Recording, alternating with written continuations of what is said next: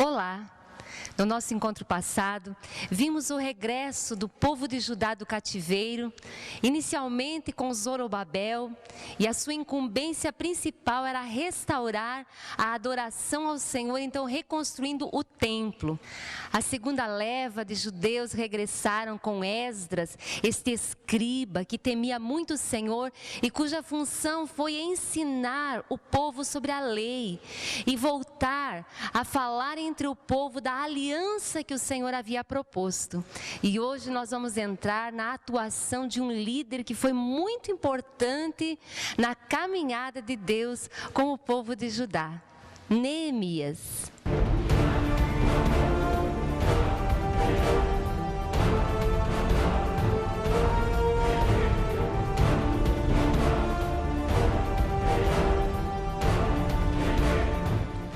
O livro de Neemias registra os últimos eventos da história de Judá no Antigo Testamento, antes, portanto, do período intertestamentário ou interbíblico.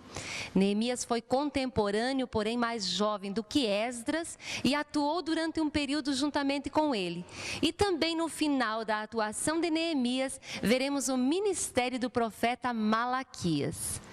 Neemias capítulo 1, versículos 1 e seguintes, nós lemos: Palavras de Neemias, filho de Acalias. No mês de Quisleu, no 20º ano, enquanto eu estava na cidade de Suzã, Anani, um dos meus irmãos, veio de Judá com alguns outros homens, e eu lhes perguntei acerca dos judeus que restaram, os sobreviventes do cativeiro e também sobre Jerusalém. E eles me responderam: aqueles que sobreviveram ao cativeiro e estão lá na província, passam por grande sofrimento e humilhação. O muro de Jerusalém foi derrubado e suas portas foram destruídas pelo fogo. Quando ouvi estas coisas, sentei-me e chorei. Passei dias lamentando-me, jejuando e orando ao Deus dos céus. No final do versículo 11 diz: nesta época eu era o copeiro do rei. Neemias, portanto, tinha um cargo importante no governo da Pérsia. Ser copeiro naqueles dias era ser uma pessoa de grande confiança do rei, porque a sua função era provar o vinho antes de dá-lo ao rei. Então, em caso de envenenamento, de tentativa contra a vida do rei, o copeiro estava aí para fazer este serviço. E ele tinha um relacionamento com o rei, e ele ouve falar aqui de como se encontra o povo de Judá que regressou. Então ele vê que Jerusalém, sabe da notícia que Jerusalém está sem muros, os muros caídos, as portas incendiadas, e ele não se conforma. O zelo do Senhor que está no seu coração não se conforma de ver os seus compatriotas nesta situação. Então ele busca o Senhor, ora. Aliás, Neemias foi um líder muito eficaz, um exemplo de líder cristão ou de alguém temente a Deus no governo, porque ele então, pedindo a Deus, ele vai solicitar algo agora para o rei. Neemias capítulo 2, versículos 1 e seguinte: no mês de Nisã, no 20º ano do rei Artaxerxes, na hora de servir-lhe o vinho, levei-o ao rei. Nunca antes eu tinha estado triste na presença dele. Por isso o rei me perguntou: por que o seu rosto parece tão triste se você não está doente? Essa tristeza só pode ser do coração. Com muito medo eu disse ao rei: que o rei viva para sempre. Como não estaria triste o meu rosto se a cidade em que estão sepultados os meus pais está em ruínas e as suas portas foram destruídas pelo fogo? O rei me disse: o que você gostaria de pedir? Então orei ao Deus dos céus e respondi ao rei: se for do agrado do rei e se o meu servo puder contar com a sua benevolência, que ele me deixe ir à cidade onde meus pais estão enterrados, em Judá, para que eu possa reconstruí-la. Então Neemias faz o pedido ao rei, aquilo que Deus havia colocado no seu coração. Passaram-se 13 anos desde que Esdras foi para Judá para ensinar a lei. O serviço do templo já estava restaurado nessas alturas, mas aquilo que estava no coração de Neemias era acerca da cidade, os muros que estavam destruídos. Então o seu pedido a Artaxerxes foi justamente para reconstruir a cidade. Nós comentamos no nosso encontro anterior, um deles, sobre as 70 semanas de Daniel, quando fala de que quando fosse dada a ordem para reconstruir Jerusalém, então daria início às 70 semanas que estavam destinadas sobre o povo, chamado povo de Deus. E aqui então nós vemos Artaxerxes responde ao pedido de Neemias, realmente envia cartas junto com ele, dando este decreto, assinando esse decreto para que ele reconstrua então os muros e Jerusalém. Versículo 8 diz: visto que a bondosa mão de Deus estava sobre mim, o rei atendeu os meus pedidos.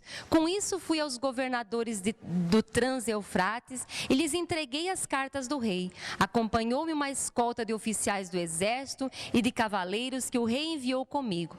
Sambalate, o Horonita, e Tobias, o oficial amonita, ficaram muito intrigados quando viram que havia gente interessada no bem-estar dos israelitas. Aqui novamente nós vamos ver a presença do inimigo querendo frustrar os intentos de Deus.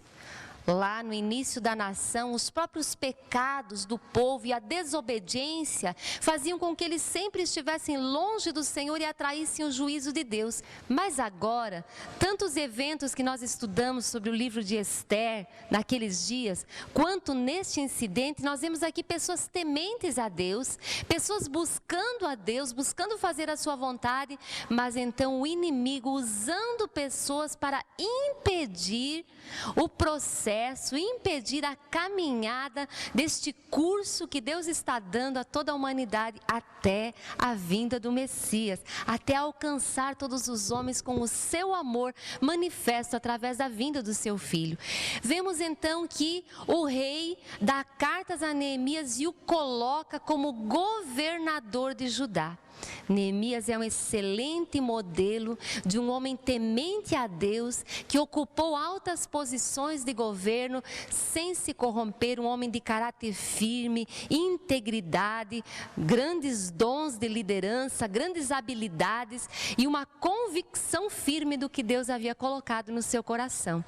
Logo depois nós vemos que ele chega a Jerusalém com toda essa comitiva e ele caladamente faz uma vistoria nos muros para ver como se encontravam. Ele realmente vê a devastação, a destruição. Então no dia seguinte ele conversa com os oficiais, os líderes que estavam lá e com o povo também a respeito do que Deus havia colocado no seu coração. Versículo 17. Então eu lhes disse: vejam a situação terrível em que estamos. Jerusalém está em ruínas e suas portas foram destruídas pelo fogo. Venham, vamos reconstruir os muros de Jerusalém para que não fiquemos mais nesta situação humilhante. Também lhes contei como Deus tinha sido bondoso comigo e que o rei me tinha dito. Eles responderam: sim, vamos começar a reconstrução, e se encheram de coragem para a realização deste bom projeto. Quando, porém, Sambalate, o Horonita, Tobias, o oficial amonita, e Gesem, o árabe, souberam disso, zombaram de nós, desprezaram-nos e perguntaram: o que vocês estão fazendo? Estão se rebelando contra o rei? No livro de Neemias, nós vamos ver repetidas vezes a oposição ao projeto de Deus. Como Deus dando a continuidade na história, mas a oposição presente aí. Quando Neemias comunica aquilo que Deus havia colocado no seu coração, todos então se enchem de coragem. Funções bem específicas, quando Deus trouxe de volta o seu povo do cativeiro. Primeiro, Deus fala do templo, da adoração. Em segundo lugar, Deus quer que o povo conheça a sua palavra, porque a palavra é a revelação do próprio Deus. Mas em terceiro lugar, Jerusalém, a cidade que Deus escolheu para ali fazer habitar o seu nome, precisava ser reconstruída, precisavam se sentir seguros lá para que os propósitos de Deus acontecessem. No capítulo 3, Neemias vai dar a distribuição do trabalho organizadamente, de maneira muito hábil, e ele coloca todo o povo então ao trabalho, e eles cheios de ânimo, incentivados por esse líder do Senhor, e eles vão a toda a prova construindo então. Mas no capítulo 4 nós vamos ver a oposição que se levanta. Quando Sambalate soube que estávamos reconstruindo o muro, ficou furioso, ridicularizou os judeus e na presença de seus compatriotas e dos poderosos de Samaria disse: o que aqueles frágeis judeus estão fazendo? Será que vão restaurar o seu muro? Irão oferecer sacrifícios? Irão terminar a obra num só dia? Será que vão conseguir ressuscitar pedras de construção daqueles montes de entulho e de pedras queimadas? Vemos aqui a ira e o desprezo presentes. Primeiro se indignaram contra a obra que eles estavam fazendo e depois o desprezo, a zombaria. Versículo 3, Tobias o amonita que estava ao seu lado completou: pois que construam, basta que uma raposa suba lá para que este muro de pedras desabe. Olha aqui o desprezo, e isso diante de todo o povo, que eles estavam encorajados e animados para construir, olhando para o Senhor. Isso é um princípio. Todas as vezes que o povo olha para as promessas de Deus, o ânimo do Senhor, a alegria do Senhor toma conta e a prosperidade no trabalho. Mas quando qualquer pessoa que ama a Deus e que está fazendo a obra de Deus, desvia os seus olhos e olha as circunstâncias, imediatamente parece que aquilo se levanta com grande força e o desânimo quer abater. Neemias presenciava tudo isso, mas se colocava para o Senhor. Versículo 4, ouve-nos, ó Deus, pois estamos sendo desprezados. Faze cair sobre eles a zombaria e sejam eles levados prisioneiros como despojo para outra terra. Versículo 6, nesse meio tempo fomos reconstruindo o muro, até que em toda a sua extensão chegamos à metade da sua altura, pois o povo estava totalmente dedicado ao trabalho. Quando, porém, Sambalate, Tobias, os árabes, os amonitas e os homens de Asdod souberam que os reparos dos muros de Jerusalém tinham avançado e que as brechas estavam sendo fechadas, ficaram furiosos. Todos juntos planejaram atacar Jerusalém e causar confusão. Mas nós oramos ao Senhor nosso Deus e colocamos guardas de dia e de noite para proteger-nos deles. Aqui nós vemos ameaças presentes, ameaças, afronta. Aqui a oposição se tornando mais ferrenha. Aqui eles ameaçando a guerra. E Neemias então precisou estabelecer guardas. O livro de Neemias é uma figura importante de batalha espiritual. Nós já analisamos o livro de Josué, que no Antigo Testamento fala de todos esses princípios sobre conquista, sobre batalha. E Neemias também tem muitos princípios aqui, de que nós precisamos olhar para o Senhor, ir à frente com aquilo que Ele nos dá de instrução. Nós precisamos também estar vigilantes e nos armar contra toda a oposição. Precisa haver uma determinação quando a resistência chega, uma firme determinação. Versículo 10 e seguintes vai falar isso. Enquanto isso, o povo de Judá começou a dizer: os trabalhadores já não têm mais forças e ainda há muito entulho, porque nós mesmos não conseguiremos reconstruir o muro. E os nossos inimigos dizem: antes que descubram qualquer coisa ou nos vejam, estaremos bem ali no meio deles. Vamos matá-los e acabar com o trabalho deles. Vejam as ameaças aqui, o povo começa a esmorecer. Os judeus que moravam perto deles 10 vezes nos preveniram: para onde quer que vocês se virarem, saibam que seremos atacados de todos os lados. Então Neemias diz: por isso posicionei alguns do povo atrás dos pontos mais baixos do muro, nos lugares abertos, divididos por famílias, armados de espada, lanças e arcos. Disse aos nobres, aos oficiais e ao restante do povo: não tenham medo deles. Lembrem-se de que o Senhor é grande e temível e lutem por seus filhos e por suas filhas, por suas mulheres e por suas casas. O papel de Neemias era lembrá-los da visão e ajudá-los a fixar os olhos na grandeza de Deus e que Deus havia dado essa instrução para eles, então eles conseguiriam. Versículo 15: quando os nossos inimigos descobriram que sabíamos de tudo e que Deus tinha frustrado a sua trama, todos nós voltamos para o muro, cada um para o seu trabalho. Daquele dia em diante, enquanto a metade dos meus homens fazia o trabalho, a outra metade permanecia armada de lanças, escudos, arcos e couraças. Os oficiais davam apoio a todo o povo de Judá que estava construindo o muro. Aqueles que transportavam material faziam o trabalho com uma mão e com a outra seguravam uma arma. E cada um dos construtores trazia na cintura uma espada enquanto trabalhava. E comigo ficava um homem pronto para tocar a trombeta. Neemias, como tinha distribuído o povo ao redor de todo o muro, eles estavam trabalhando por partes. Ele disse: olha, se por acaso algum grupo for atacado, nós não conseguiremos nos comunicar rápido. Então ele colocou alguém responsável por soar a trombeta e comunicou a todos: olha, se vocês ouvirem o som da trombeta, venham todos até onde eu estou. Versículo 22: naquela ocasião eu também disse ao povo: cada um de vocês e o seu ajudante devem ficar à noite em Jerusalém, para que possam servir de guarda à noite e trabalhar durante o dia. Eu, os meus irmãos, os meus homens de confiança e os guardas que estavam comigo, nem tirávamos a roupa, e cada um permanecia de arma na mão.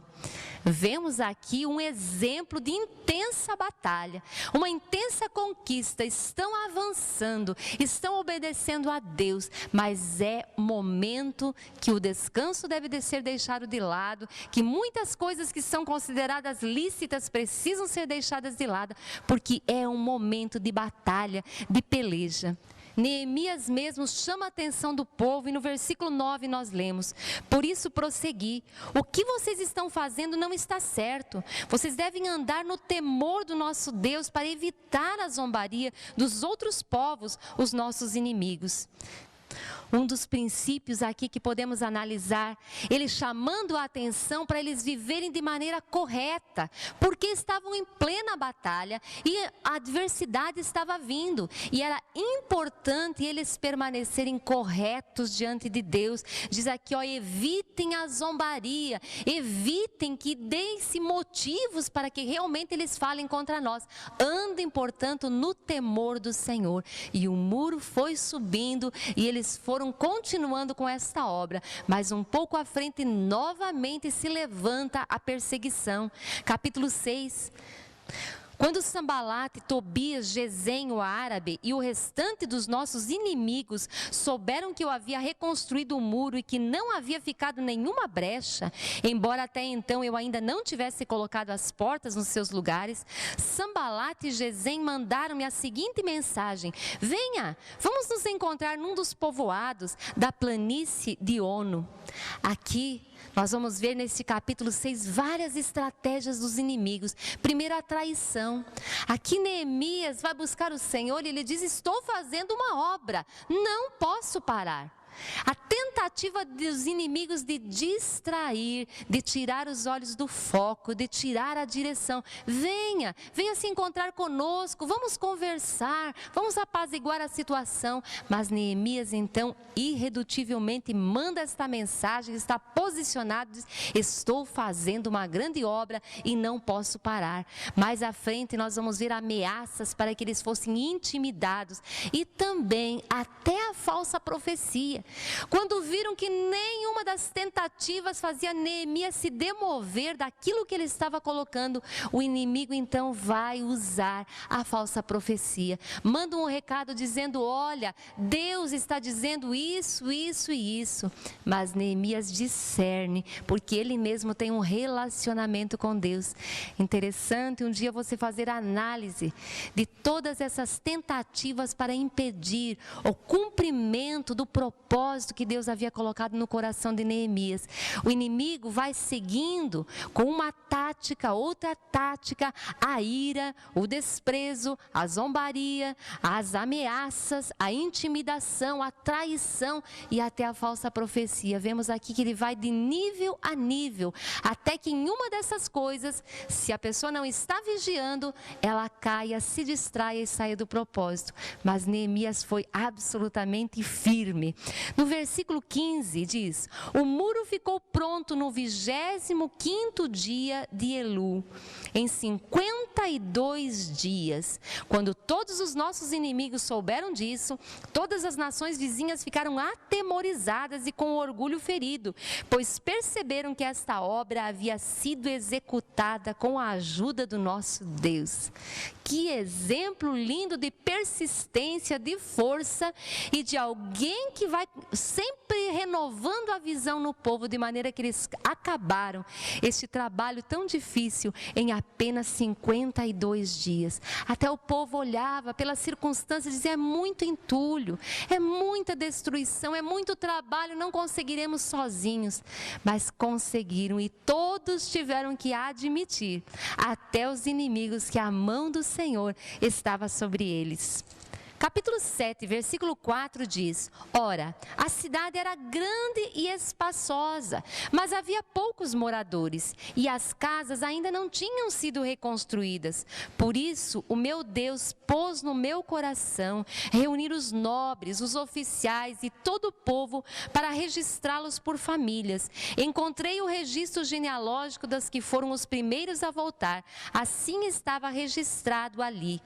E então aqui temos todos os registros das famílias que voltaram, tanto com Zorobabel como Esdras. Uma coisa interessante, quando Deus fala através de Daniel que seria dada a ordem para reconstruir Jerusalém, ela seria reconstruída com ruas e com casas, mas em tempos difíceis.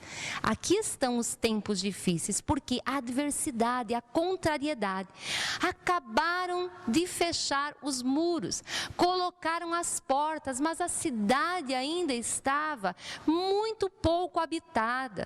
Cidades ao redor até tinham seus habitantes. Então Deus coloca no coração de Neemias algo para repovoar a cidade. E ele começa fazendo essa contagem. E no capítulo 11... lemos: os líderes do povo passaram a morar em Jerusalém, e o restante do povo fez um sorteio para que de cada 10 pessoas, uma viesse morar em Jerusalém, a santa cidade. As outras 9 deveriam ficar em suas próprias cidades. O povo abençoou todos os homens que se apresentaram voluntariamente para morar em Jerusalém.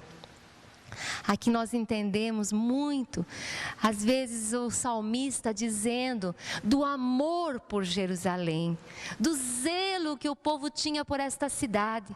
E então, para repovoá-la, os líderes todos vieram morar em Jerusalém.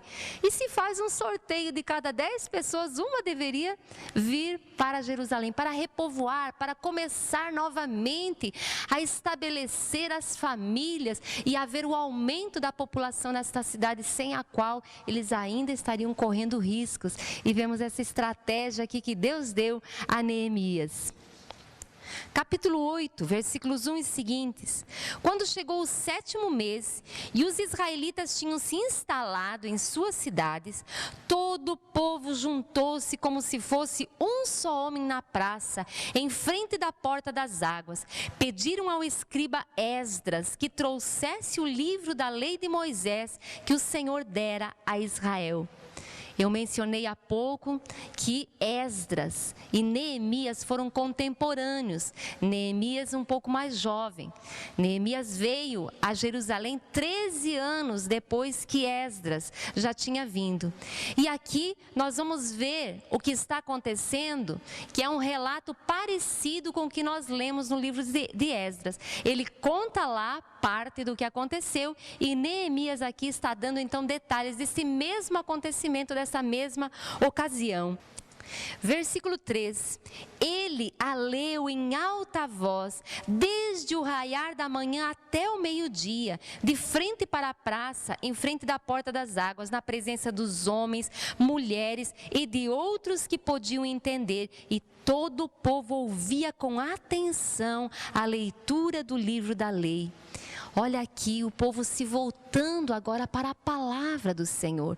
Eu comentei no encontro anterior que desde o tabernáculo lá no deserto, Deus está trazendo a sua presença até o homem. Depois com o tabernáculo que Salomão construiu, aquele templo fabuloso, mas que as pessoas com o decorrer do tempo colocaram a sua confiança e o seu apoio na grandeza do templo e foram afastando o seu coração do Senhor. Este terceiro templo, a glória não tinha como ser comparada. Deus mesmo se apresenta diante deles dizendo: olha, quando vocês olham este, em comparação àquele não tem, a glória parece do outro que é muito maior. No entanto, Deus está preparando o caminho aqui para aquilo que realmente é importante, fazendo com que os seus olhos se voltem para a sua palavra, para a sua aliança, porque então viria mais um templo. Quando Jesus veio a esta terra, Jesus mencionou Ele mesmo como templo, a morada de Deus, porque Ele é o próprio Deus. E quando Deus promete, através da profecia de Ageu, que a glória da segunda casa será maior do que a primeira, é por causa disso, porque o próprio Messias pisaria neste templo. Mais tarde sabemos que Herodes reformou e embelezou grandemente este templo reconstruído aqui por Zorobabel, mas Deus está apontando para a vinda do Messias, por isso a glória encheria toda esta casa, e aqui está preparando o caminho, fazendo com que seus olhos se voltem para a lei.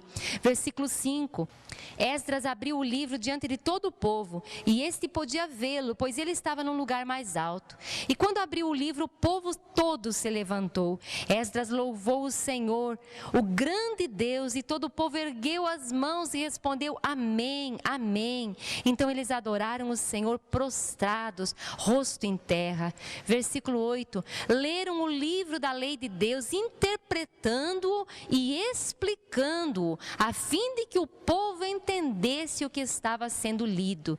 Então Neemias, o governador, Esdras, o sacerdote e escriba, e os levitas que estavam instruindo o povo disseram a todos: este dia é consagrado ao Senhor, o nosso Deus, nada de tristeza e de choro, pois todo o povo estava chorando enquanto ouvia as palavras da lei. Não apenas um culto religioso, não apenas cerimônias externas, mas o povo estava aí desde o amanhecer até o meio-dia, homens, mulheres, crianças, o texto diz todos os que conseguiam entender, não apenas era lido, mas era explicado, e o povo se quebrantou na presença do Senhor, a ponto de eles dizerem: olha, é um dia de grande alegria, não chorem.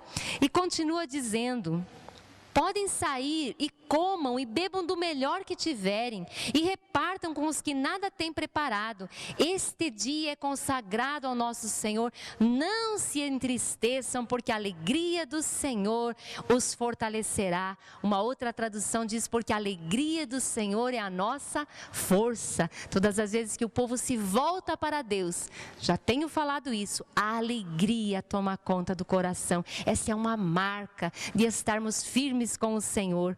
Versículo 12, então todo o povo saiu para comer, beber, repartir com os que nada tinham preparado e para celebrar com grande alegria, pois agora compreendiam as palavras que lhes foram explicadas. Capítulo 9, versículo 1 e seguintes, diz: no 24º dia do mês, os israelitas se reuniram, jejuaram, vestiram um pano de saco e puseram terra sobre a cabeça. Os que eram de ascendência israelita tinham se separado de todos os estrangeiros. Levantaram-se nos seus lugares, confessaram os seus pecados e a maldade dos seus antepassados. Ficaram onde estavam e leram o livro da lei do Senhor, o seu Deus, durante 3 horas e passaram outras 3 horas confessando os seus pecados e adorando o Senhor, seu Deus. Esta situação aqui também está sendo narrada lá em Esdras, quando eles descobriram que muitos tinham deixado as suas mulheres e casado com mulheres de outras nações, e então a descendência não seria pura, e Esdras ficou muito irado. Ele buscou o Senhor, se arrependeu e pediu que tomassem uma atitude. Então nós já vimos que o povo realmente decidiu tomar uma atitude, eles concordaram, e então fez-se um levantamento e eles despediram as suas mulheres, um levantamento de quem é que tinha se casado com mulheres estrangeiras. E aqui então eles estão todos juntos buscando o Senhor.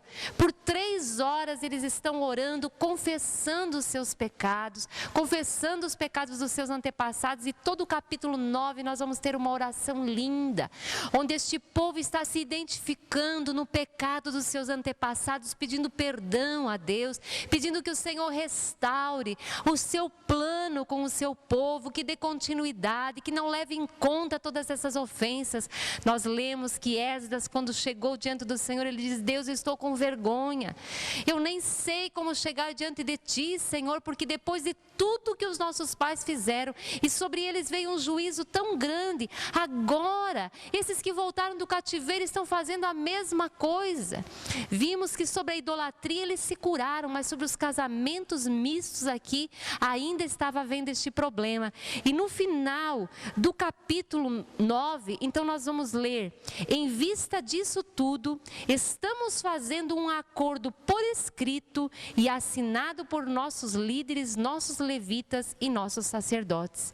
Depois de confessar o pecado, de renovar a aliança, de adorar o Senhor, então eles fazem este combinado, esta aliança, e assinam de que seriam o povo do Senhor, de que guardariam a sua lei, de que seriam zelosos e cumpririam a sua vocação, a qual o Senhor os tinha chamado. Versículo 28, o restante do povo, sacerdotes, levitas, porteiros, cantores, servidores no templo, e todos os que se separaram dos povos vizinhos por amor à lei de Deus, com suas mulheres e com todos os seus filhos e filhas capazes de entender, agora se unam a seus irmãos, os nobres, e se obrigam, sob maldição e sob juramento, a seguir a lei de Deus dada por meio do servo de Deus Moisés, e a obedecer fielmente a todos os mandamentos, ordenanças e decretos do Senhor, o nosso Deus. Prometemos não dar nossos filhos em casamento aos povos vizinhos, nem aceitar que as filhas deles se casem com os nossos filhos. Já vimos esse princípio estabelecido ainda lá atrás, quando Moisés deu a lei, de que os outros povos servem a outros deuses, e quando se juntassem em casamento, então perverteriam o coração do povo de Deus, fazendo-os cair novamente na idolatria. Por isso, serem tão radicais no Antigo Testamento, porque a linhagem precisava permanecer pura. A sequência do capítulo 10, Neemias também vai chamar a atenção sobre várias coisas, e eles vão renovar a aliança em pontos que haviam quebrado. Vai falar aqui do sábado. Tanto Esdras quanto tantas vezes Deus aponta a falta de observância do sábado como um dos motivos do cativeiro. E aqui então Neemias está pegando firme para que o povo realmente compreenda e santifique o sábado como um dia separado que o Senhor colocou para o seu povo. Também eles assumem o compromisso de guardar as festas que Deus havia instituído. As festas eram memoriais, elas traziam a recordação de feitos do Senhor, e todas as vezes que celebrava a festa era contado o que Deus tinha feito a favor do seu povo. E então, quando as gerações futuras perguntassem: o que é isso? Por que estamos fazendo isso? Então eles deveriam contar. As festas eram memoriais para trazer sempre vivo, na lembrança das novas gerações, a fidelidade de Deus. Então aqui também, quanto às ofertas e quanto aos dízimos, assumiram a responsabilidade, porque todas as vezes que eles afastavam o coração do Senhor, o resultado é que eles deixavam as ofertas, deixavam os dízimos, e então os levitas ficavam desamparados. Assumiram então o compromisso de serem fiéis ao Senhor com as primícias de todas as suas colheitas, e trazer fielmente os seus dízimos ao Senhor, e com generosidade estar comparecendo na presença do Senhor. Versículo 39, o povo de Israel, inclusive os levitas, deverão trazer ofertas de cereal, de vinho novo e de azeite aos depósitos onde se guardam os utensílios para o santuário. É onde os sacerdotes ministram e onde os porteiros e os cantores ficam. Não negligenciaremos o templo do nosso Deus. Então este foi o acordo que eles fizeram e assinaram, sob juramento, e também que obedecendo teriam as bênçãos, mas desobedecendo sabiam que viriam maldições. Mas todo o povo fez esse concerto, renovou esta aliança com o Senhor. No capítulo 12, versículo 27, diz: por ocasião da dedicação dos muros de Jerusalém, os levitas foram procurados e trazidos de onde moravam para Jerusalém para celebrarem a dedicação alegremente, com cânticos e ações de graças, ao som de símbolos, harpas e liras. Vemos que depois de tudo feito, tudo pronto, eles vão fazer então a dedicação dos muros. E é uma grande festa. Chamam os levitas de todas as outras cidades para virem celebrar esta festa ao Senhor. Versículo 43. E naquele dia, contentes como estavam, ofereceram grandes sacrifícios, pois Deus os enchera de grande alegria. As mulheres e as crianças também se alegraram, e os sons da alegria de Jerusalém podiam ser ouvidos de longe. Que coisa tremenda, quando Neemias fala, a alegria do Senhor é a nossa força. Quando nós obedecemos o Senhor, somos um povo alegre. Como você está? Isso é um termômetro que Deus deixa na Bíblia como uma linha. Quando estamos sendo fiéis ao Senhor, em aliança com Ele, obedecendo Ele, nosso coração está voltado, somos alegres. Quando voltamos os nossos olhos para as adversidades, para as circunstâncias, para as dificuldades, para ouvir a voz do inimigo, fatalmente nos entristecemos. Mas Deus quer que mantenhamos a nossa posição firme nele, porque tudo é por Ele, para Ele, tudo vem dEle, e o seu povo pertence somente a Ele. Deus quer isso ao longo de toda a história, Ele vem revelando, até chegar então no ponto culminante do projeto do coração de Deus, que é um reino eterno, onde todos os que escolheram voluntariamente estar com Ele, ficarão para sempre, no temor do Senhor, adorando-o para sempre. De acordo com o que Neemias havia combinado com o rei Artaxerxes, ele ficou de voltar para a Pérsia depois de um tempo. Então, acabando esta obra, ele volta, porque ele tinha combinado isso. E depois ele pede mais tarde ao rei novamente permissão para voltar a Jerusalém. E quando ele volta, ele não encontra a situação muito boa. Novamente o povo tinha se desviado numa porção de situações. E aqui teremos então a atuação também do profeta Malaquias. Vamos ler alguns versículos para ver no que o povo tinha se desviado. Versículo 6. Mas enquanto tudo isso estava acontecendo, eu não estava em Jerusalém, pois no 32º ano do reinado de Artaxerxes, quer dizer 13 anos depois que o rei tinha dado aquela ordem para que ele fosse para Judá para reconstruir os muros e também a cidade, ele regressa, diz: voltei ao rei. Algum tempo depois pedi sua permissão e voltei para Jerusalém. Versículo 10. Também fiquei sabendo que os levitas não tinham recebido a parte que lhes era devida e que todos os levitas e cantores responsáveis pelo culto haviam voltado para suas próprias terras.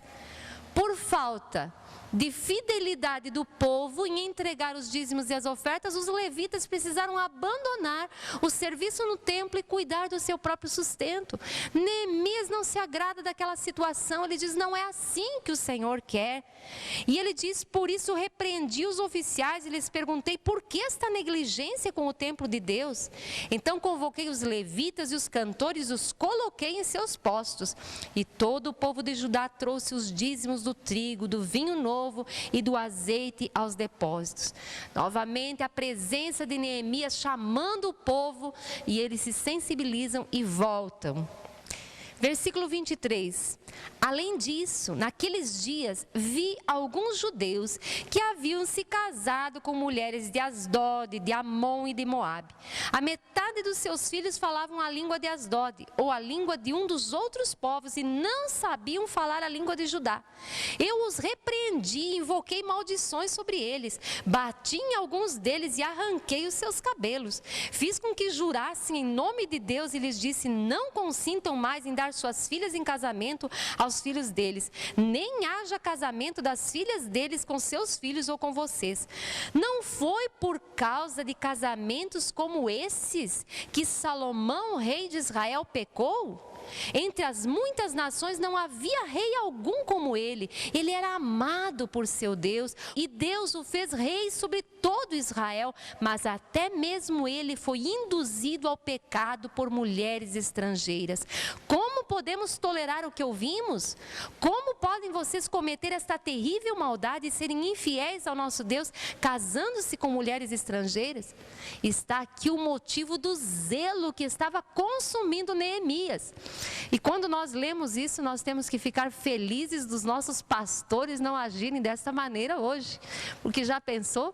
Neemias foi tomado pelo zelo do Senhor, à semelhança de Moisés lá atrás, que quebrou aquele bezerro, destruiu, mandou fazer pó, jogou na água e mandou que os israelitas bebessem daquela água.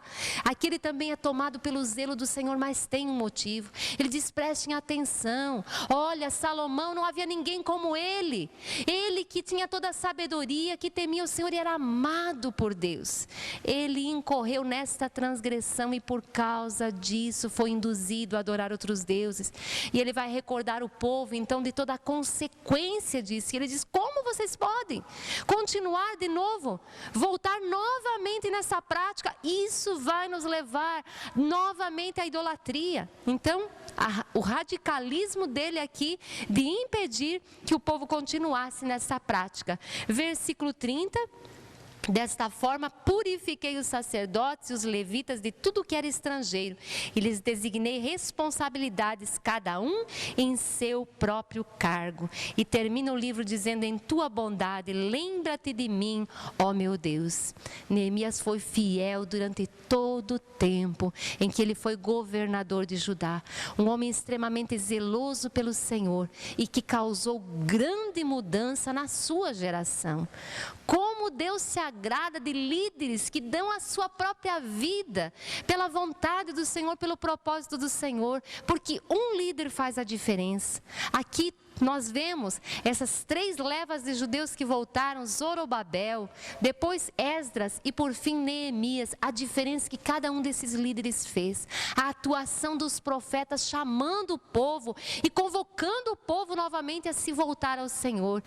E agora nós veremos a atuação do profeta Malaquias, que exerceu o seu ministério exatamente no contexto que acabamos de ler.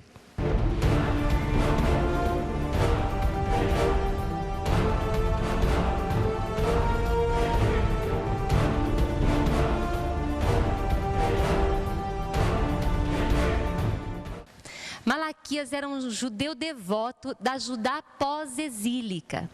E ele tinha firmes convicções quanto ao concerto, à aliança de Deus com o seu povo.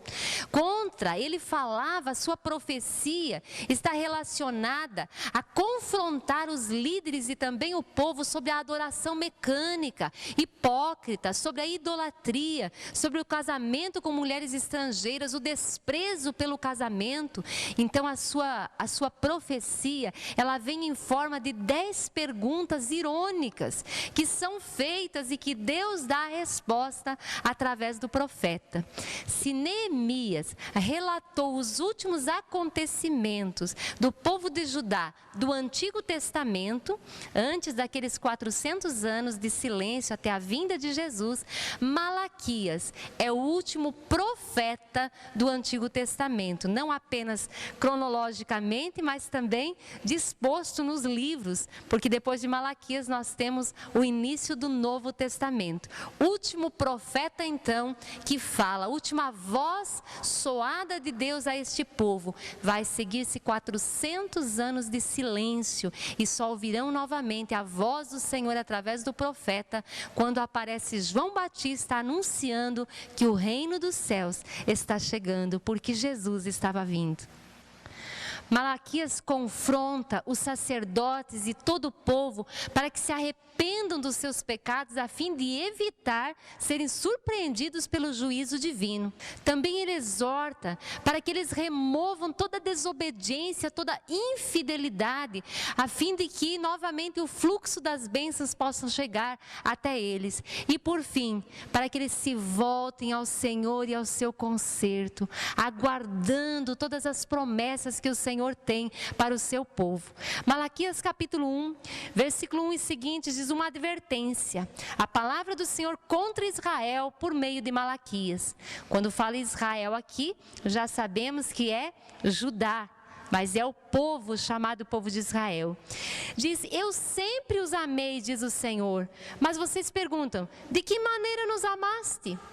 A ironia, o povo tinha se tornado incrédulo e achava que realmente valia a pena servir a Deus. Será que tinha recompensa servir a Deus? O seu culto tinha se tornado exterior novamente.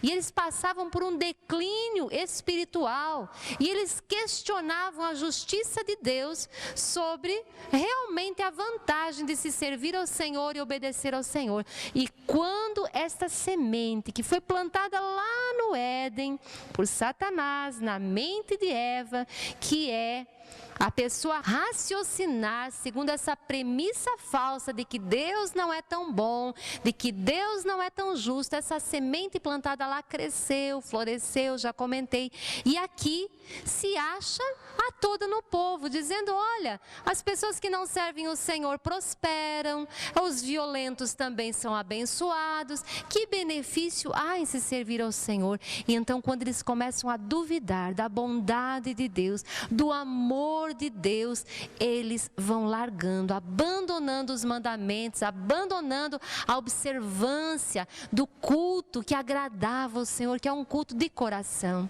E Deus dizendo, então eu sempre os amei. E eles dizendo, mas no quê? No que o Senhor nos ama? E o versículo continua, diz, não era Esaú, irmão de Jacó? Declara o Senhor. Todavia eu amei Jacó, mas rejeitei Esaú. Transformei suas montanhas em terra devastada e as terras de sua herança em morada de chacais do deserto. Sabemos que Deus mudou o nome de Jacó para Israel. Esaú era o primogênito, mas Esaú desprezou esse chamado, essa herança tremenda que Deus tinha para ele, e então Deus se voltou para Jacó. E é interessante que Deus vai falar onde está Esaú. Nós já vimos isso, inclusive o livro de Obadias, o profeta Obadias fala sobre o juízo de Edom. E aqui nós estamos no profeta Malaquias, tantos anos depois que foi escrita essa profecia, e Deus dizendo agora, eu já destruí. Lá nós vimos como algo para o futuro, mas aqui já é passado. Deus está dizendo, olha, transformei suas montanhas em terra devastada, as montanhas de Seir, e as terras de sua herança em morada de chacais do deserto. Embora Edom afirme, fomos esmagados, mas reconstruiremos as ruínas, assim diz o Senhor dos Exércitos. Podem construir, mas eu demolirei. Eles serão chamados terra perversa, povo contra quem o Senhor está irado para sempre. Vocês verão isso com os seus próprios olhos e exclamarão, grande é o Senhor, até mesmo além das fronteiras de Israel. Nós vamos ver em vários momentos aqui de Malaquias, Deus falando da sua grandeza sendo reconhecida fora dos limites do seu povo. Mas muitas vezes o seu povo duvidando do amor do Senhor, da grandeza, do poder, a ponto de deixarem, esfriarem na fé e perderem o zelo pelo Senhor. Continua, versículo 6, dizendo, o filho honra seu pai. E o servo, o seu senhor. Se eu sou o pai, onde está a honra que me é devida? E se eu sou o senhor, onde está o temor que me devem? Pergunta o Senhor dos Exércitos a vocês, sacerdotes. São vocês que desprezam o meu nome. Mas vocês perguntam, de que maneira temos desprezado o teu nome? E Deus vai responder aqui. E Deus responde num assunto que em toda a Bíblia é algo muito importante no relacionamento de Deus com o povo. Logo que o homem pecou, para restaurar a comunicação entre o homem e Deus, Deus dá os sacrifícios. Deus institui a oferta. Essa era a maneira deles cultuarem ao Senhor. Eles precisavam comparecer com a oferta. Eles precisavam dar o melhor para o Senhor, como que comunicando que eles precisam do Senhor, que são dependentes, e o reconhecimento de quem é Deus e de quem é o homem, e que tudo pertence a Deus e que tudo vem de Deus para o homem. Então o homem devolve a Deus daquilo que Deus mesmo lhe dá. Então a oferta na Bíblia sempre foi algo que fala sobre o relacionamento de Deus com o seu povo. E aqui, na segunda pergunta que Deus faz, se eu sou pai, onde está a minha honra? Onde vocês me desprezam? Ele diz, no que te desprezamos? E Deus vai dizer, trazendo comida impura ao meu altar. E mesmo assim ainda perguntam, de que maneira te desonramos? Ao dizerem que a mesa do Senhor é desprezível. E Deus vai dar um exemplo aqui muito interessante. Se nós aplicarmos até para a nossa vida, nós vamos ficar assim, pensando bem naquilo que nós fazemos. Diz, na hora de trazerem animais cegos para sacrificar, vocês não veem mal algum. Na hora de trazerem animais aleijados e doentes como oferta, também não veem mal algum. Tentem oferecê-los de presente ao governador. Será que ele se agradará de vocês? Será que os atenderá? Pergunta o Senhor dos Exércitos. Versículo 11, pois do Oriente ao Ocidente grande é o meu nome entre as nações. Em toda parte incenso é queimado e ofertas puras são trazidas ao meu nome, porque grande é o meu nome entre as nações, diz o Senhor dos Exércitos. Aquilo que eu comentei há pouco. Tantos conheceram o Deus verdadeiro, o Deus de Israel, foram de volta às suas nações e continuaram fiéis, prestando culto e dando honra ao Senhor, Criador dos céus e da terra. Versículo 12, mas vocês o profanam, quer dizer, profanam o meu nome, ao dizerem que a mesa do Senhor é imunda e que a sua comida é desprezível, e ainda dizem que canseira, e riem dela com desprezo, diz o Senhor dos Exércitos. Quando vocês trazem animais roubados, aleijados e doentes e os oferecem em sacrifício, deveria eu aceitá-las de suas mãos? Pergunta o Senhor. Maldito seja o enganador que, tendo no rebanho um macho sem defeito, promete oferecê-lo e depois sacrifica para mim um animal defeituoso, diz o Senhor dos Exércitos. Pois eu sou um grande rei e o meu nome é temido entre as nações.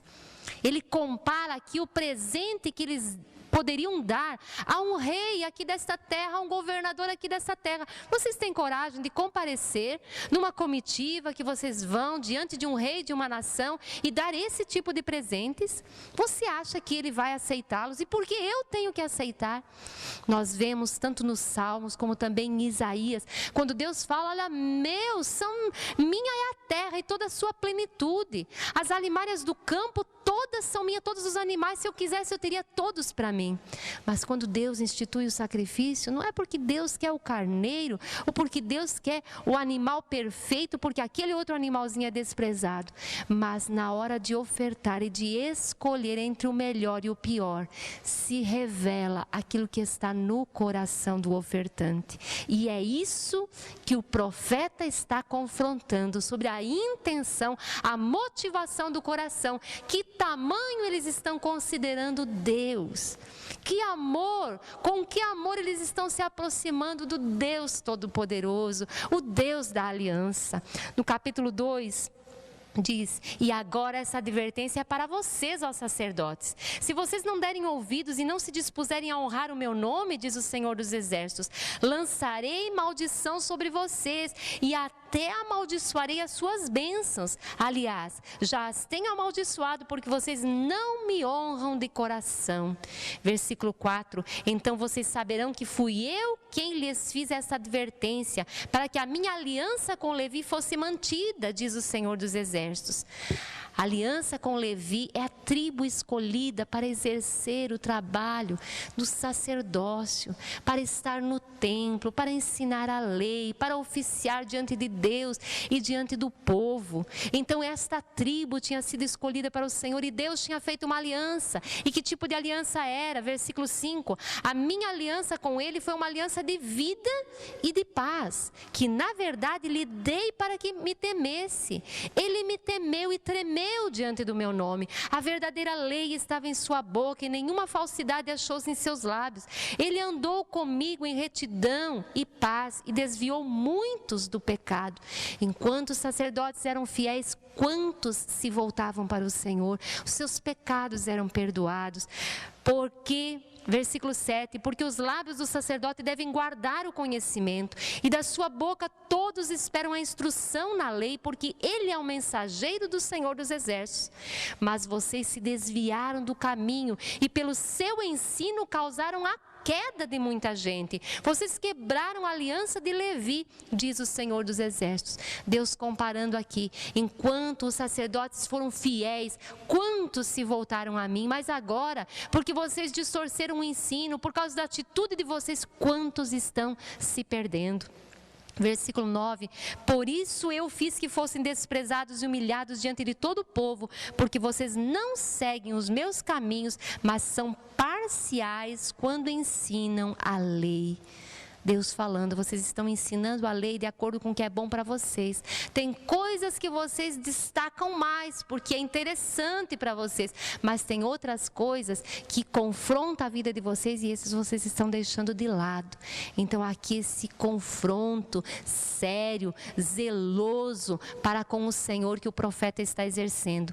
Versículo 11, Judá tem sido infiel. Uma coisa repugnante foi cometida em Israel e em Jerusalém. Judá desonrou o santuário que o Senhor ama. Homens casaram-se com mulheres que adoraram deuses estrangeiros.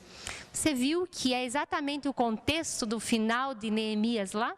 Aqueles abusos, quando eles abandonaram o templo do Senhor, quando se uniram em casamentos estrangeiros. Malaquias está atuando exatamente dentro daquele contexto. E creio que a sua proclamação profética tenha chamado o povo de volta, junto com o zelo do governador Neemias. Versículo 13, a outra coisa que vocês fazem, enchem de lágrimas o altar do Senhor, choram e gemem porque Ele já não dá atenção às suas ofertas, nem as aceita com prazer. E vocês ainda perguntam, por quê? Eles clamam ao Senhor, choram, dizem, mas onde estão as bênçãos do Senhor? Nós estamos buscando a Deus, mas as suas bênçãos não vêm. Por quê? O que está acontecendo? E Deus então responde, é porque o Senhor é testemunha entre você e a mulher da sua mocidade, pois você não cumpriu a sua promessa de fidelidade, embora ela fosse a sua companheira, a mulher do seu acordo matrimonial.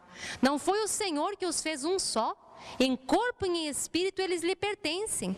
E por que um só? Porque ele desejava uma descendência consagrada. Portanto, tenham cuidado, ninguém seja infiel à mulher da sua mocidade. Eu odeio o divórcio, diz o Senhor, o Deus de Israel. E também odeio o homem que se cobre de violência, como se cobre de roupas, diz o Senhor dos Exércitos. Por isso, tenham bom senso, não sejam infiéis. Deus comunica o seu coração aqui. Quando Deus instituiu o casamento, dentre todas as coisas que Deus criou, a união do homem e da mulher, Deus falou, é muito bom, porque a maneira de demonstrar na terra, um dos seus atributos, que é o amor, que é um se dando ao outro, era através do casamento. Deus queria comunicar na família, através da família, esse seu atributo, de um amor incondicional, de um amor que tolera, que perdoa. E a aliança dele com o seu povo, tantas vezes, estava exemplificada pelo casamento. Então, a fidelidade e a exclusividade. E quando esta união é interrompida, rasga a vida da pessoa. Não existe ninguém que passe por uma separação sem sofrer grandes danos, sem ficar consequências na sua alma, sem ficar ferido. Então Deus revela aqui o seu coração, diz: eu odeio o divórcio, porque você está sendo infiel à mulher da tua mocidade. Deus, ao longo da história, sempre vem alcançar o homem onde ele está. Principalmente quando as pessoas não conhecem o Senhor. Vemos isso no Novo Testamento. Deus, quando através do Evangelho de Jesus Cristo chegou até os gentios, encontrou os gentios em situações tão erradas, tão fora da sua lei, mas a eles não tinha sido dado conhecimento da lei. Então Deus ama, acolhe, cada um vem ao Senhor do jeito que está. Mas quando chega ao Senhor, precisa permanecer fiel à sua palavra. E aqui este povo tinha esse conceito, tinha a compreensão da aliança que existia dentro do casamento. E então o profeta está respondendo aqui, diz: por quê? Deus está falando, vocês choram, se lamentam porque não ouvem a resposta e dizem: por que não está vindo a resposta? Aqui então o profeta diz: vocês precisam remover estas coisas que estão obstruindo a passagem da bênção, o fluxo das bênçãos divinas sobre vocês. Não adianta perguntar por quê, vocês precisam mudar de posição no coração, se arrependerem destas práticas. Versículo 17: vocês têm cansado o Senhor com as suas palavras. Como o temos cansado? Vocês ainda perguntam. Quando dizem: todos os que fazem o mal são bons aos olhos do Senhor e Ele se agrada deles. E também quando perguntam: onde está o Deus da justiça? Comentei isso há pouco, a hipocrisia, a incredulidade. Será que realmente vale a pena servir o Senhor? Deus está confrontando aqui com as perguntas que o próprio povo, não é que eles estavam fazendo nos seus lábios, mas as suas atitudes denunciavam que no seu coração eles estavam fazendo essas perguntas. O que adianta? Será que resolve alguma coisa? Isso.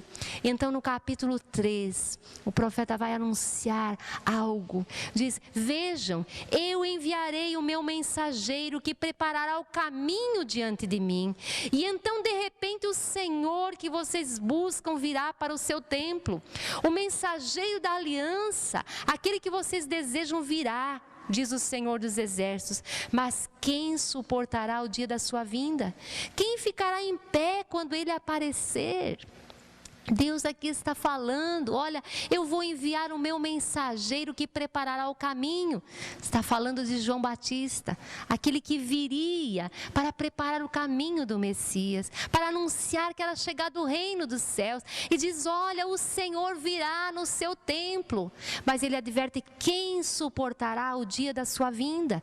Tanto está anunciando aqui a primeira vinda de Jesus quanto a segunda.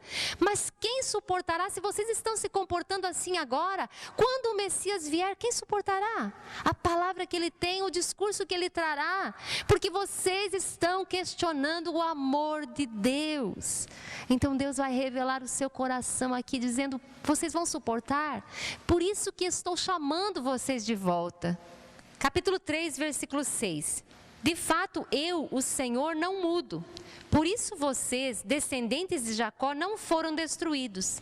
Desde o tempo dos seus antepassados, vocês se desviaram dos meus decretos e não lhes obedeceram. Voltem para mim e eu voltarei para vocês, diz o Senhor dos Exércitos. Mas vocês perguntam: como voltaremos? O povo se encontra numa situação onde a sua consciência está tão cauterizada que eles nem acham que estão afastados do Senhor. Então imagina como voltar ao Senhor. Deus então vai responder com outra pergunta: pode um homem roubar a Deus? Contudo, vocês estão me roubando e ainda perguntam: como é que te roubamos? Nos dízimos e nas ofertas. Vocês estão debaixo de grande maldição, porque estão me roubando, a nação toda está me roubando. Tragam o dízimo todo ao depósito do templo, para que haja alimento em minha casa. Ponham-me à prova, diz o Senhor dos Exércitos, e vejam se não vou abrir as comportas dos céus e derramar sobre vocês tantas bênçãos que nem terão onde guardá-las. Impedirei que pragas devorem suas colheitas e as videiras nos campos não perderão o seu fruto, diz o Senhor dos Exércitos. Então todas as nações os chamarão felizes, porque a terra de vocês será maravilhosa, diz o Senhor dos Exércitos. Mais uma vez Deus revela o seu coração. Qual é a intenção de Deus? É que eles fossem um povo tão abençoado, o povo que está em aliança com o Deus Todo-Poderoso, que eles obedecendo, Deus derramasse as suas bênçãos e então todas as nações da terra os chamariam bem-aventurados e quereriam saber por que vocês são tão abençoados, por que tudo na vida de vocês vai tão bem. E eles poderiam responder: porque é o nosso Deus, é a mão do nosso Deus Todo-Poderoso que está sobre nós.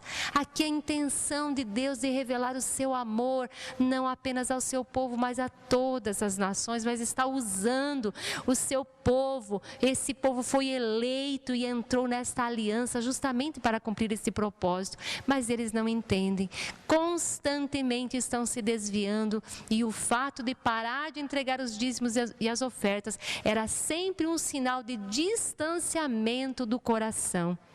Versículo 13: vocês têm dito palavras duras contra mim, diz o Senhor. Ainda assim perguntam: o que temos falado contra ti? Vocês dizem: é inútil servir a Deus. O que ganhamos quando obedecemos aos seus preceitos e ficamos nos lamentando diante do Senhor dos Exércitos? Por isso agora consideramos felizes os arrogantes, pois tanto prosperam os que praticam o mal, como escapam ilesos os que desafiam a Deus. Como eles perderam a revelação de quem é Deus, a revelação do propósito que Deus tinha com eles. Muitas dessas palavras soavam como frases, mas muitas pela sua maneira de viver. Aqui totalmente incrédulos, achando que os orgulhosos e os arrogantes e que estavam levando vantagem porque prosperavam da mesma maneira. Que diferença está em servir ou não o Senhor? E até desprezavam o culto, dizendo: o que adianta ficar se lamentando? Muitas vezes nós ouvimos frases assim: o que adianta orar, buscar o Senhor? Nada acontece na minha vida. São frases exatamente como essas, atitudes exatamente como essas que Deus aqui está usando o profeta Malaquias para chamá-los de volta, para confrontá-los, para que deixem dessas práticas, deixem esta motivação do coração e se voltem para o Senhor. Mas a continuação do texto fala uma coisa interessante. Depois, aqueles que temiam o Senhor conversaram uns com os outros, e o Senhor os ouviu com atenção. Foi escrito um livro como memorial na sua presença acerca dos que temiam o Senhor e honravam o seu nome. Olha aqui. Esses que estavam desprezando o Senhor, incrédulos, hipócritas, mecânicos, era algo só da boca para fora, estavam falando uma coisa. Mas então os que temiam ao Senhor conversaram entre eles, e Deus ouviu, e então se fez registrar isso. Versículo 17: no dia em que eu agir, diz o Senhor dos Exércitos, eles serão o meu tesouro pessoal. Eu terei compaixão deles como um pai tem compaixão do filho que lhe obedece. Então vocês verão novamente a diferença entre o justo e o ímpio, entre os que servem a Deus e os que não o servem. Quem verá a diferença?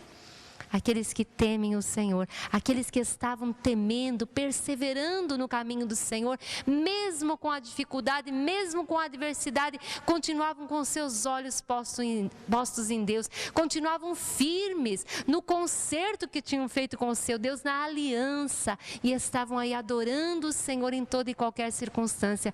Deus diz: quando eu agir, quando chegar o momento, vocês serão o meu tesouro particular. E então vocês verão novamente eu fazer a diferença entre aquele que serve o Senhor e aquele que não serve. Deus sempre recompensa a fidelidade, porque Deus é fiel. Todo aquele que ama e teme o Senhor e persevera em buscar a sua face e adorá-lo por aquilo que Ele é, reconhecendo quem Ele é, Deus jamais vai ficar devendo alguma coisa. O homem pode dever a Deus, mas jamais Deus deverá ao homem. Deus está sempre ouvindo, Deus está vendo todas as coisas e Ele tem a recompensa reservada. Capítulo 4 diz: pois certamente vem o dia, ardente como uma fornalha, todos os arrogantes e todos os malfeitores serão como palha, e aquele dia que está chegando ateará fogo neles, diz o Senhor dos Exércitos. Não sobrará raiz ou galho algum. Mas para vocês que reverenciam o meu nome, o sol da justiça se levantará, trazendo cura em suas asas. E vocês sairão e saltarão como bezerros soltos do curral. Depois esmagarão os ímpios, que serão como pó sob as solas dos seus pés, no dia em que eu agir, diz o Senhor dos Exércitos. O livro de Malaquias termina com essa promessa tão tremenda, de que o Senhor vai agir, e que aquele que é fiel receberá a recompensa, mas também a advertência de que o dia do juízo virá. Deus apontando os diversos juízos, em última instância o juízo que ainda está por acontecer na grande tribulação, no período que estamos por ver ainda, e no juízo final, onde será separado realmente os que temem a Deus, os que perseveram e aqueles que desprezam, zombam do Senhor. Os últimos versículos vão comunicar a nós algo do coração de Deus, em que Deus diz que chegará um momento onde o coração dos pais se voltará para os filhos, e o coração dos filhos para os pais, para que ele não venha e fira a terra com maldição. Nós temos esta promessa na Bíblia. O Antigo Testamento termina aqui. Deixamos de falar de alguns livros poéticos, mas que estão dentro do contexto que vimos. O livro de Jó. Já comentamos na primeira aula da nossa série o período em que Jó tenha vivido, este homem temente a Deus. Então você pode ler e contextualizar este livro dentro daquele período. Também temos o livro dos Salmos, que foram escritos por várias pessoas durante todo esse período histórico. Depois nós temos Provérbios, que foram escritos por Salomão, por este rei tão sábio, e também Eclesiastes, escrito no final da vida de Salomão. Muitas vezes soa neste livro a desilusão de um rei que experimentou tantas coisas, que temeu a Deus no início da sua vida, que foi fiel, mas depois foi apartando o seu coração, experimentando tudo o que podia experimentar. Mas no final ele conclui dizendo que uma coisa é importante: teme a Deus e guarda os seus mandamentos. Este é o versículo que praticamente o livro termina, de tudo aquilo que ele viveu, este rei. Ele termina falando a isso: tema ao Senhor e guarde os seus mandamentos. Depois temos o Cântico dos Cânticos, ou Cantares de Salomão, que é em forma de uma poesia, e que retrata aqui o casamento de Salomão com a sunamita e o relacionamento conjugal. Então é um livro cheio de expressões poéticas, usando as figuras que eram importantes na época, mas que tem uma revelação tremenda de Jesus como sendo o noivo e a igreja como sendo a noiva. Como Deus sempre usou a figura do casamento para falar da aliança dele com o seu povo e do relacionamento do casal com simbolizando a adoração devida ao Senhor, a intimidade com o Senhor. Este livro contém revelações acerca de Cristo e da igreja.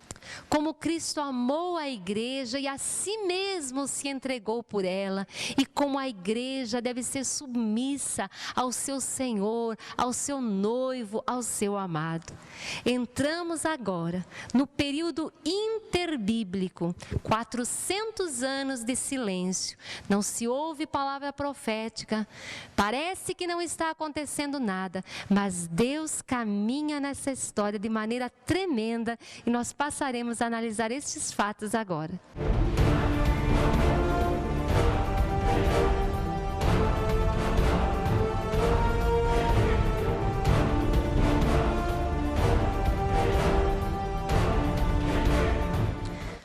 lembrando um pouquinho daquela visão que Deus deu a Daniel e o sonho que Deus deu a Nabucodonosor dos próximos reinos humanos que viriam sobre a terra, vimos o Império Babilônico, que já estudamos, passou, a cabeça de ouro, passou para o Império Medo-Persa, que era então o peito e os braços de prata. Mas como tudo na vida passa, a glória da Pérsia e os seus reis também passou.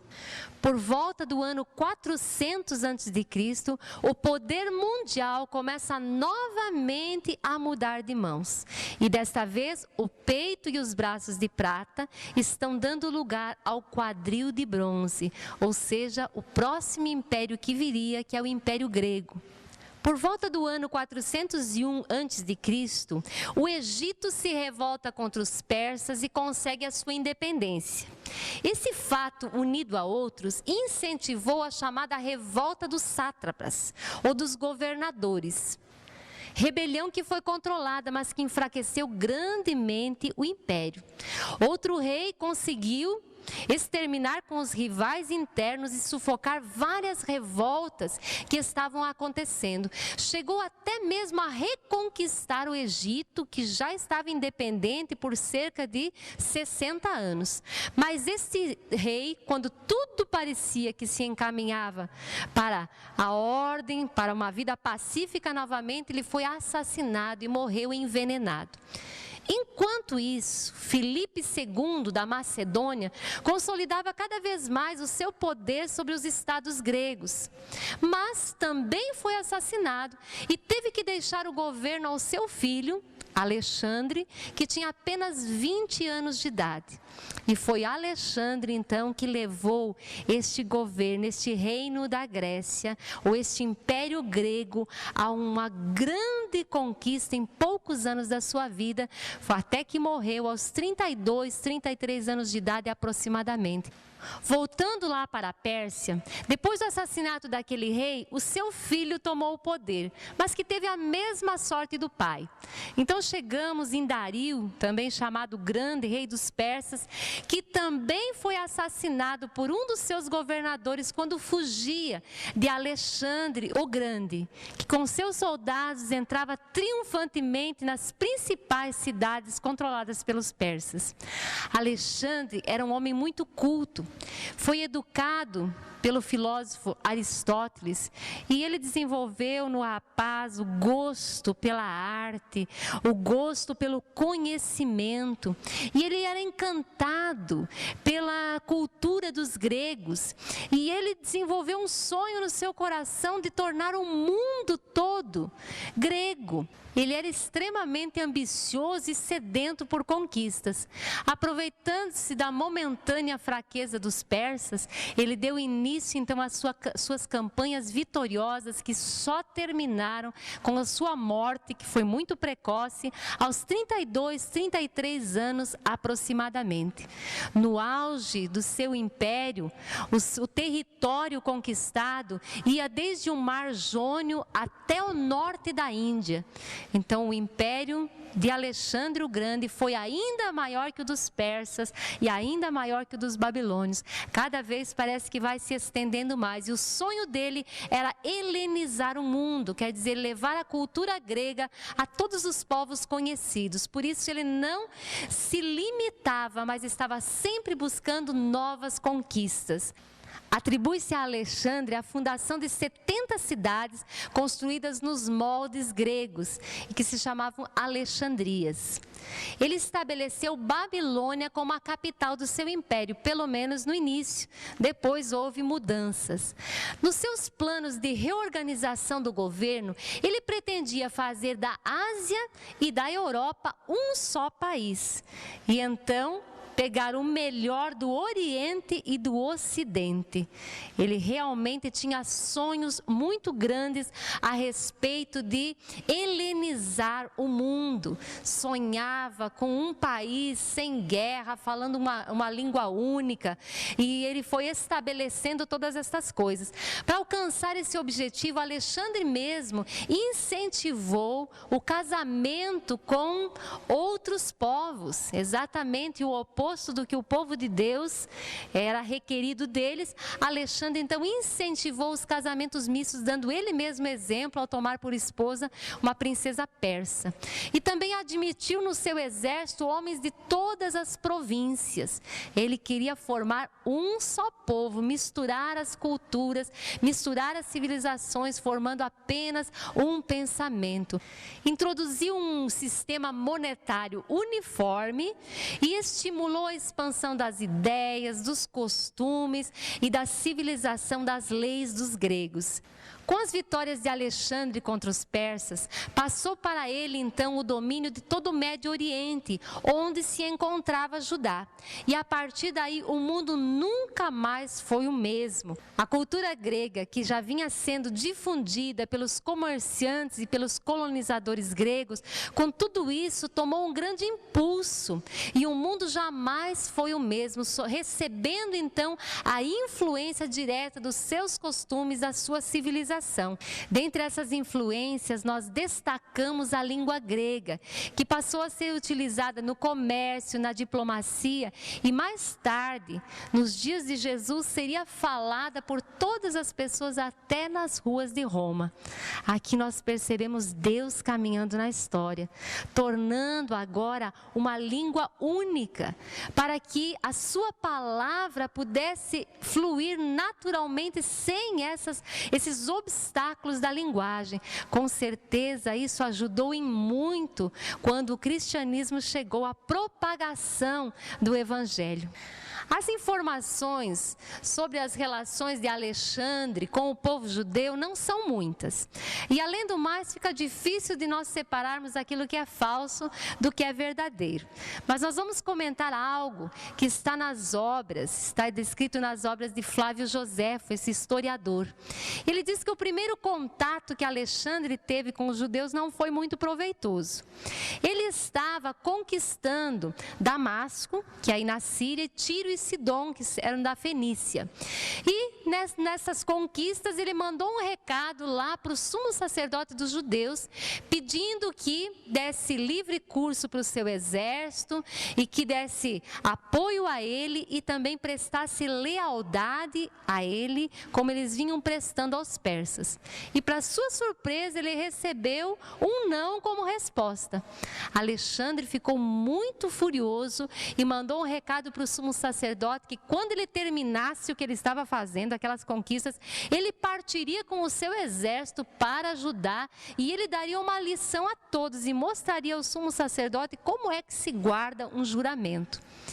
O sumo sacerdote temeu muito quando ficou sabendo dessas notícias, buscou o Senhor, ordenou orações públicas para que o povo fizesse, sacrificou ao Senhor e então Deus lhe aparece em sonhos e diz que ele deveria encher as ruas com flores, deveria abrir todas as portas da cidade e que quando Alexandre viesse, o povo todo deveria ir vestido de branco, os sacerdotes deviam ir com as suas roupas de linho fino, que eram as roupas do ofício, e ele, o sumo sacerdote, deveria ir com as suas roupas pontificiais, com o seu éfode azul, com toda aquela pompa. Ele deveria comparecer então com Alexandre, diante de Alexandre, e não deveria temer o soberano, porque Deus o protegeria.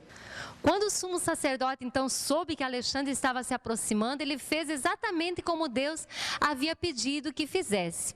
E junto com Alexandre vinham outros líderes, os seus generais e outros que ele já tinha conquistado, outros grandes líderes que estavam com ele. E na fúria que ele estava, todos pensaram, olha, ele vai nos permitir saquear Jerusalém e vai ser um grande lucro essa empreitada que estamos fazendo, porque ele está muito irado contra os judeus. Mas quando ele vai se aproximando e enxerga toda aquela multidão vestida de branco, os sacerdotes com as suas roupas do ofício, o sumo sacerdote com o seu éfode azul, com a tiara na cabeça, uma lâmina de ouro e o nome de Deus escrito, ele aproximou-se sozinho do sumo sacerdote, adorou aquele nome e então cumprimentou o sacerdote amigavelmente. Então todos os judeus se aproximaram e desejaram felicidades e prosperidade no seu reino. Os que estavam acompanhando Alexandre não acreditaram nisso. Por um instante acharam que ele tivesse perdido o juízo. E então um deles, mais chegado, lhe pergunta: mas escuta, como você sendo adorado por todos esses povos, você sendo alguém tão grande, você está adorando o sumo sacerdote dos judeus? E ele então responde: não é a ele que eu estou adorando, mas é o Deus de quem ele é ministro. Porque quando eu ainda estava na Macedônia e estava pensando como eu poderia conquistar toda a Ásia, ele me apareceu em sonhos vestido desta forma e disse que eu não deveria temer, deveria passar corajosamente o estreito do Helesponto e que deveria conquistar, e eu derrotaria os persas e conquistaria o reino. E como eu nunca vi na minha vida nenhuma outra pessoa vestida desta forma, eu tenho que acreditar que Deus mesmo colocou esta jornada na minha vida e por causa disso eu acredito que as coisas aconteceram exatamente como me foram ditas. Alexandre, depois de ter respondido assim, abraçou o sumo sacerdote, caminhou com ele por entre o povo, ofereceu sacrifícios conforme o sumo sacerdote lhe orientou que fizesse. E então lhe foi mostrada a profecia de Daniel, que falava que um príncipe grego destruiria os persas. Capítulo 8, versículo 5 em diante. Enquanto eu considerava isso, de repente um bode com um chifre enorme entre os olhos veio do oeste, percorrendo toda a extensão da terra sem encostar no chão. Vemos aqui o oeste, Alexandre o Grande, vindo da Macedônia, sem encostar no chão, reflete a velocidade com que ele veio. Diz: ele veio na direção do carneiro de 2 chifres, o império dos medos e persas, que eu tinha visto ao lado do canal, e avançou contra ele com grande fúria. Eu ouvi atacar furiosamente o carneiro, atingi-lo e quebrar os seus 2 chifres. O carneiro não teve forças para resistir a ele, o bode o derrubou no chão e o pisoteou, e ninguém foi capaz de livrar o carneiro do seu poder. Versículo 21 diz: o bode peludo é o rei da Grécia, e o grande chifre entre os seus 2 olhos é o primeiro rei. Enquanto que no versículo 20 diz: o carneiro de 2 chifres que você viu representa os reis da Média e da Pérsia.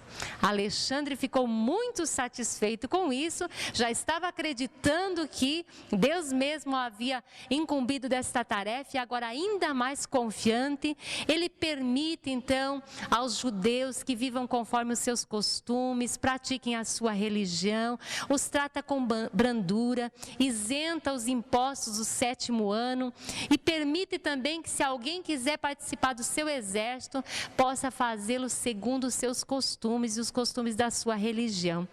Do que se sabe, as relações entre Alexandre o Grande e os judeus foram amenas, pacíficas até o final. Eles que já vinham sendo fiéis aos persas, agora só mudaram de dominadores e continuaram sendo fiéis aos gregos, que tinham boas relações. Não deve ter havido muitas mudanças políticas ou econômicas do que eles já vinham vivendo. Judá continuou a ser uma província sem autonomia política, e o sumo sacerdote era a autoridade máxima dentre o povo. Alexandre, então, continuou as suas conquistas, realmente aconteceu conforme a palavra do Senhor, e ele estendeu muito o seu território, mas no auge da sua força, segundo a profecia descrita por Daniel, o chifre grande foi quebrado, diz a profecia, o que simboliza Alexandre morreu no auge das suas conquistas, depois de apenas 13 anos no poder. Com aproximadamente 32 ou 33 anos ele morreu de malária. E o seu grande império forte teve que ser dividido agora entre os seus 4 generais, e que cada um ficou com uma porção do reino. No nosso próximo encontro, estudaremos a partir daqui a divisão do Império Grego em 4 partes. Até lá, Deus te abençoe.